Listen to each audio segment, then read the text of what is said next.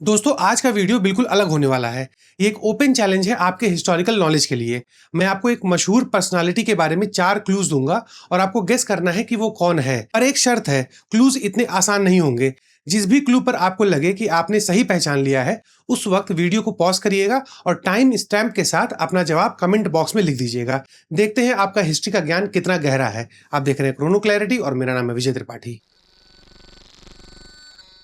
इन्होंने अप्रैल 1935 में काऊ पर एक एस्से लिखा जिसका टाइटल था गाय एक उपयुक्त पशु, माता नावे देवता तर नावे च नावे। मतलब the cow a useful animal but not our mother and definitely not a god. उनका आर्गुमेंट एकदम ब्लंट था। वो बोलते थे कि भारत में लोग अपनी माँ के दूध के बाद गाय का दूध पीते हैं, इसलिए गाय के प्रति एक सेंस ऑफ ग्रेटिट्यूड रहना तो समझ सकते हैं। लेकिन एक ऐसा जानवर जिसका इंटेलेक्ट इंसान से कहीं कम है, उसे माँ या भगवान का दर्जा देना बेवकूफी है। और ये यही नहीं रुकते, ये अद्वैत वेदांत के फ्रेमवर्क का सहारा लेते हैं अपनी बात को प्रूव करने के लिए। वो छांदोग्य उपनिषद को साइड करते हुए बोलते हैं कि अद्वैत वेदांत के हिसाब से तो सब ब्राह्मण है, सब ब्रह्म है। तो यानी इस हिसाब से एक गाय और गधे में कोई ऑन्टोलॉजिकल डिफरेंस तो नहीं होना चाहिए, कोई अंतर नहीं होना चाहिए। मतलब ये हुआ कि एग्जिस्टेंशियल लेवल पर गाय और गधा दोनों सेम है। तो सिर्फ गाय की पूजा क्यों नहीं, गधे की भी पूजा करो। इनके द्वारा लिखे हुए एक लाइन को सुनते हैं। अब ये वॉइस एआई जनरेटेड है, लेकिन इसका मतलब मैं आपको बताऊंगा। पण गाढव इतके उपयुक्त नि इतके प्रामाणिक, इतके सोसाळू असते म्हणून त्यास पशु न मानता आजवर कोणी त्याची देवता बनविली किंवा एखादी गाढव गीता रचून गाढव पूजनाचा संप्रदाय काढला आहे काय? मतलब ये है कि अगर गधा इतना उपयोगी, इतना ईमानदार और इतना सहनशील है, तो क्या इसके लिए आज तक किसी ने उसे पशु ना मानकर देवता बना दिया, या कोई गधा गीता रखकर गधा पूजन का संप्रदाय शुरू कर दिया? वो आगे बोलते हैं कि आप गाय को देखिए, वो गौशाला में रहती है, बिना किसी सेल्फ कॉन्शियसनेस के वो पेशाब कर देती है और फिर उसी पेशाब में बैठ जाती है और थोड़ी देर बाद अपने पूंछ से उस मल मूत्र को अपने ऊपर छिड़क लेती है। तो ऐसी की पूजा करना कहां तक सही है? ये तो बेवकूफी होगी। कुछ समझ आ रहा है कि कौन कह सकता है ये? अभी नहीं, चलिए थोड़ा और बताता हूं। वो ऑर्थोडॉक्स बिलीवर से पूछते हैं कि तुम कहते हो कि गाय में 33 करोड़ देवताओं का वास है और उसका मूत्र गंगा जैसे है, तो क्यों नहीं सुअर की पूजा करते हो? विष्णु भगवान ने तो वराह का अवतार भी लिया था, और अगर डिवाइन इनकारनेशन ही सोल क्राइटेरिया है जानवर को पूजने के लिए, तो इस हिसाब से सुअर भी क्वालिफाई कर जाता है। तो सुअर की भी पूजा शुरू कर दो, सुअर रक्षक बना लो अपने समाज में। और सुनिए, वो तो यहां तक बोलते थे कि असली गोकुल इंडिया में नहीं, यूएसए में है। वहां बड़े बड़े रैंचेस बनाए गए हैं जहां साइंटिफिकली एनिमल हस्बेंड्री को प्रैक्टिस किया जाता है, जिससे मैक्सिमम प्रोडक्शन को इंश्योर किया जा सके और कोई भी बच्चा भूखा नहीं सोता वहां। और इसके साथ गाय को डिजीज फ्री और हेल्दी भी रखा जाता है, यहाँ की तरह नहीं कि सड़क पर यहाँ वहां घूमती रहे। तो इस पर्सनालिटी के लिए ये जो इकोनॉमिक मैक्सिमाइजेशन था, वो था रियल काउ प्रोडक्शन। फिर वो मजाक उड़ाते हैं उस सिस्टम का जिसमें गौमूत्र पीना तो अलाउड था, लेकिन हाईली एजुकेटेड ह्यूमन बीइंग जैसे बी.आर. अम्बेडकर की परछाई को पॉल्यूटेड माना जाता था। संत तुकाराम के साथ अगर खाना खा लिए तो पॉल्यूटेड हो जाएंगे आप। ये बोलते थे कि कभी गौमूत्र पीना एक डिसऑनरेबल पनिशमेंट हुआ करता था, लेकिन 20वीं सेंचुरी में ऑर्थोडॉक्स लोगों ने इसे एक सेक्रेड प्यूरिफिकेशन रिचुअल बना दिया है। इनके हिसाब से गाय हिंदुओं का सिंबल या मैस्कॉट नहीं होना चाहिए। एक डोसाइल घास खाने वाला जानवर अगर हिंदुओं को रिप्रेजेंट करेगा तो नेशन भी उतना ही वीक और पैसिव रहेगा। उन्होंने बोला कि हमें शेर को अपना मैस्कॉट बनाना चाहिए, जैसे भगवान विष्णु का नरसिंह अवतार। इन्होंने हिंदू सोसाइटी में डाइट की इनकंसिस्टेंसीज पर भी सवाल उठाया। वो मनुस्मृति को कोट करते हुए बोलते हैं कि इसके मुताबिक श्राद्ध के समय ब्राह्मण्स को जंगली सुअर, जी हाँ जंगली सुअर और भैंस या बैल का मांस खिलाना चावल से कहीं ज्यादा उत्तम माना गया है। उन्होंने पॉइंट आउट किया कि जहां चावल से पितृ सिर्फ 1 महीने तृप्त होते हैं, वहीं इस मांस के भोजन से उन्हें पूरे 10 महीने तक की तृप्ति मिलती है। इस स्क्रिप्चुरल एविडेंस के इस्तेमाल उन्होंने मॉडर्न ऑर्थोडॉक्स टैबूज और डाइटरी कॉन्ट्रडिक्शन को एक्सपोज करने के लिए किया था। जिन्होंने गेस कर लिया हो वो जरूर कमेंट कर दे, और जिन्हें नहीं आइडिया मिल रहा है उनके लिए पेश है क्लू नंबर 2। इस व्यक्ति ने एक और ऐसे लिखा था जिसका टाइटल था खरा सनातना धर्म कोणता, व्हाट इज द ट्रू सनातन धर्म। इस ऐसे में वो आर्ग्यू करते हैं कि सनातन शब्द को धर्म के लिए यूज ही नहीं करना चाहिए।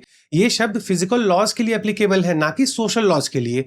वो पूछते हैं कि सनातन का मतलब है क्या? इसका मतलब जो शाश्वत हो मतलब इटर्नल, अबाधित हो मतलब अनअपोज्ड, और अनचेंजेबल हो यानी अपरिवर्तनीय हो। लेकिन ये तो सिर्फ और सिर्फ यूनिवर्सल लॉज ऑफ फिजिक्स का एट्रीब्यूट हो सकता है, जैसे कि ग्रेविटी। अब ग्रेविटी तो दोनों के लिए एप्लीकेबल था, लिखा, चाहे वो आर्यन हो या नॉन आर्यन हो। अब भाई ग्रेविटी तो दोनों फील करेंगे। और फिर वो आगे बोलते हैं कि जो रिलीजियस लॉस होते हैं जैसे डाइटरी प्रोहिबिशंस, सोशल कंडक्ट, ये सब शास्त्र में इनकोडेड है और ये शास्त्र एक ह्यूमन लेजिस्लेशन है, एक हिस्टोरिकल लिटरेचर है। इन्हें किसी भगवान ने नहीं लिखा, यहां तक कि वेदों को भी किसी भगवान ने नहीं लिखा, ये ह्यूमन मेड है। इनके हिसाब से ये शास्त्र और पुराण एक कंफ्यूज्ड ह्यूमन कंपाइलेशंस है, ना कि कोई डिवाइन डिस्पैच।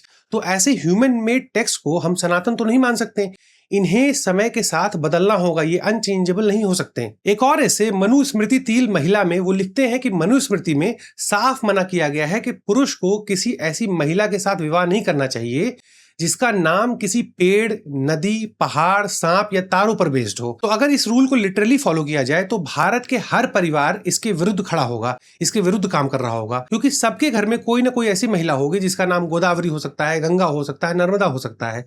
इसलिए वो मनुस्मृति को अनेक परस्पर विरुद्ध श्लोकांची खिचड़ी बोलते थे, क्योंकि मनुस्मृति में कहीं ये लिखा हुआ है कि मीट खाना अलाउड है, मीन्स आप मीट खा सकते हैं, तो कहीं लिखा हुआ है कि मीट बिल्कुल नहीं खाना चाहिए, बिल्कुल टोटल बैन।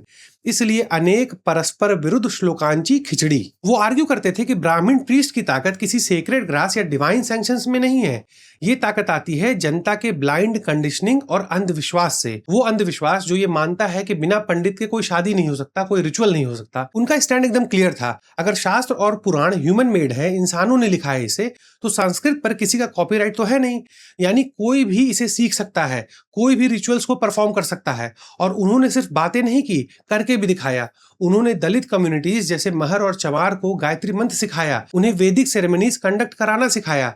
तो शायद आपको अब कुछ आइडिया लग रहा होगा कि किसके बोल थे ये सब। क्या अभी भी नहीं पता आपको? चलिए कोई बात नहीं, एक और क्लू देता हूं।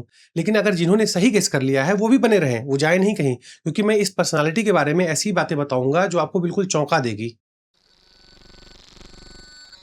1934 में बिहार में एक मैसिव अर्थक्वेक आया। गांधी जी बोले कि तुम लोग ये जो छुआछूत प्रैक्टिस कर रहे हो ना, इसी वजह से भगवान ने तुम्हें सजा दिया है और ये भगवान का जस्टिस है, इसलिए अर्थक्वेक आया है और इतने लोग मर गए हैं। वहीं उस समय के शंकराचार्य ने शास्त्रों की कसम खाते हुए बोला कि नहीं, ये जो तुम छुआछूत मिटा रहे हो, इसी वजह से भगवान ने तुम्हें सजा दिया है, वो भगवान का जस्टिस है।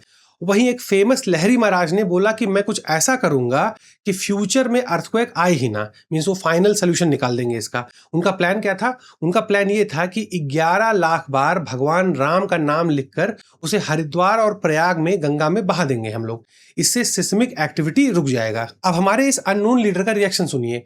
इन्होंने पूछा कि क्या गंगा में रहने वाले जीव जंतु जैसे मेढक, मछली, इन्हें संस्कृत पढ़ना आता है, या ये जीव जंतु एक एक्वेटिक पोस्ट बॉक्स हैं जो हमारे मैसेज को भगवान तक ले जाएंगे? और जितना समय आप 11 लाख बार राम लिखने में बिताएंगे, उससे अच्छा ये है कि आप बिहार में लोगों की मदद करें, वहां जाकर के मदद करें। और फिर ये बोलते हैं कि इन्हीं माइंडलेस रिचुअल्स के कारण भारत देश रसिया जैसे देशों से कहीं पीछे खड़ा है।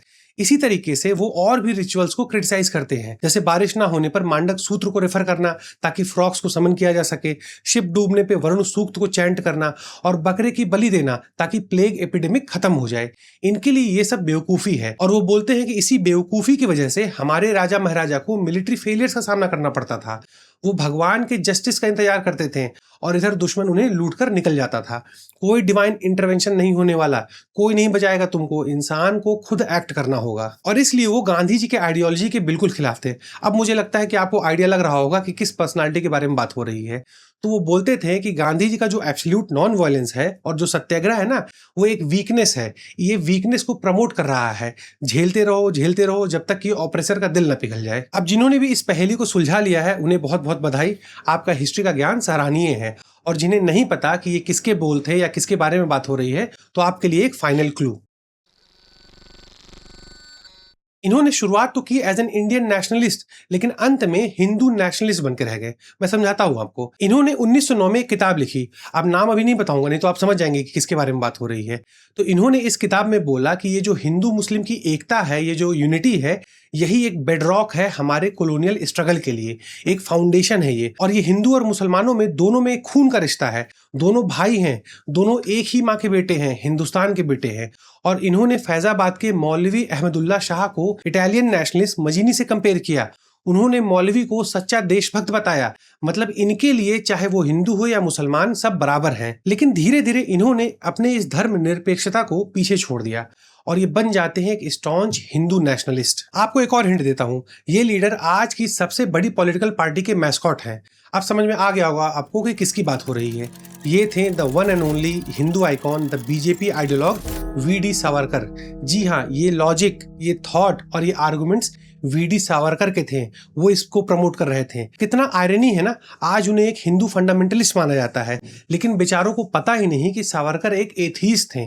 इनके बायोग्राफर धनंजय कीर इस बात को पचा नहीं सकते थे, इसलिए उन्होंने फर्स्ट एडिशन में ये बात बिल्कुल छुपा ही दी कि सावरकर एथीस्ट थे। और आपको भी ताजुब लग रहा होगा, और मुझे भी हुआ था, कैसे एक एथीस्ट, रैशनल और साइंटिफिक इंसान को इतना तोड़ा मरोड़ा गया कि आज वो हिंदू फंडामेंटलिस्ट के लिए मानो एक भगवान बन गया हो। सावरकर हिंदू महासभा को भी लीड कर चुके हैं, लेकिन सावरकर के लिए हिंदू एक सोशल और पॉलिटिकल आइडेंटिटी था, ना कि रिलीजियस। उनके लिए हिंदू वो नहीं जो वेद में भरोसा करे, बल्कि हिंदू वो है जिसका पुण्य भूमि और पितृभूमि दोनों हिंदुस्तान में हो, भारत में हो। इस पर आगे डिटेल में चर्चा करेंगे कि क्या लॉजिक था ये पुण्य भूमि और पितृभूमि वाला। लेकिन हमारे पॉलिटिकल लीडर्स ने सावरकर के उस पर्सनालिटी को प्रोजेक्ट किया जिसे उन्हें पॉलिटिकली फायदा हो, जो वोट दिला सके, लोगों के दिल में एक मिलिटेंट नेशनलिज्म को जगा सके। आज गाय के सेक्रेडनेस पर जो सवाल उठाता है वो तो तुरंत एंटी नेशनल बन जाता है, उस पर एंटी नेशनल का टैग लग जाता है। तो इस लॉजिक से तो सावरकर को भी एंटी नेशनल बना देना चाहिए हम लोगों को। सावरकर ने यहां तक बोला था कि वॉर के समय अगर कुछ खाने को नहीं है तो लोगों को गाय को काट कर खा लेना चाहिए ताकि वो बैटल जीत पाए, और ऐसा करना रियल हिंदू धर्म है। अगर नहीं भरोसा हो रहा है तो सावरकर के द्वारा लिखे गए इस निबंध को जरूर पढ़ लीजिएगा। तो अब जो गौ रक्षक सभा है उन्हें तो सावरकर के पुतले को फूंकना चाहिए, सावरकर से घृणा करना चाहिए। अब भाई, जो हमारी गौ माता को मार के खाने की बात कर रहा हो उसे आप कैसे इतना इज्जत दे सकते हैं? जो गौ माता को सिर्फ इकोनॉमिकली देखता हो उसे आप कैसे इतना इज्जत दे सकते हैं? सवाल तो बनता है ना। इसलिए कहते हैं कि आधा ज्ञान बहुत खतरनाक होता है। एक साइड का पिक्चर दिखा के लोग हजारों लाखों लोगों के इमोशन के साथ खेल रहे हैं। वो सावरकर के रैशनलिज्म और साइंटिफिक टेम्पर को एकदम साइडलाइन कर दिए हैं, उसे भूल गए हैं। इसलिए मैं बोलता हूं कि इंफॉर्मेशन पे कंट्रोल ही सबसे इंपॉर्टेंट कंट्रोल है आज के जमाने में। डिस्टॉर्टेड, आधा अधूरा ज्ञान आप जनता तक पहुंचाते रहिए, और जनता जो कि एकदम डोसाइल है वो चुपचाप इसको कंज्यूम करती रहती है, बिना ये जाने कि पूरी कहानी आखिर है क्या। खैर, बात जो भी हो, मेरा ये मानना है कि सावरकर के पर्सनालिटी को एकदम पोलराइज कर दिया गया है।